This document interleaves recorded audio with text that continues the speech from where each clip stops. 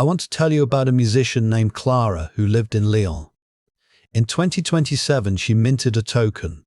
2,000 of them sold to listeners who believed in her work. By 2031, those tokens entitled holders to a fraction of her catalogue revenue, a seat at annual listening sessions, and the right to vote on which city she'd record in next. In 2103, her estate still honours those tokens. She has been dead for 19 years. In 2026, creator tokens were mostly speculation dressed as community, NFT profile pictures, Discord access passes, $10 tokens that promise 15% of a newsletter's revenue from a writer with 4,000 subscribers. The infrastructure was real. The use cases were largely invented to justify the infrastructure. The crash, when it came, was thorough. Between 2028 and 2033, approximately 94% of creator token projects went to zero. The platforms hosting them closed.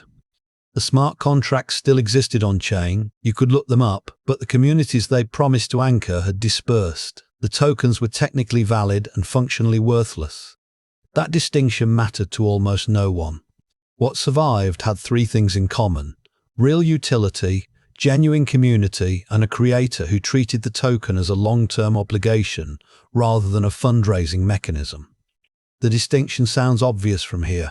It was not obvious in 2026, when the pressure to launch fast and scale faster was enormous, and the platforms were all pointing toward the same cliff.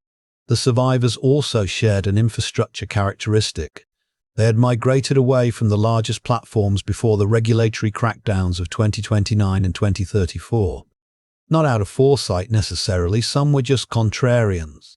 But the decentralized custody of their token contracts and community data meant they weren't swept away when regulators forced platform shutdowns in the EU and then the US. Clara in Lyon understood this. She didn't understand blockchain. She hired someone who did.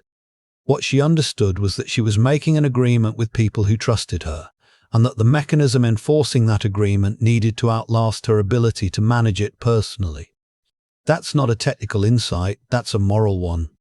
The creators who built durable token economies in 2026 and 2027 were disproportionately in music, visual art, and long-form writing. Almost none were in short-form video. The attention economy creators, the ones optimized for daily uploads and virality, couldn't build the depth of relationship the model required. You can't sell a long-term obligation to an audience that won't remember you in 6 weeks. By 2040, creator tokens had settled into something quieter and more durable than the 2026 hype suggested. Not a revolution, not a footnote. An additional revenue layer for perhaps 3% of working creators, the ones with genuine community depth and multi-year track records. Respectable, unglamorous, real. I followed Clara's token because I was at one of her early shows in Paris in 2025. A small venue. She played for 2 hours and took questions afterward. That kind of intimacy was what the token was actually selling, not access to a portfolio. Access to that room, distributed across time. The technology was incidental. The room was everything.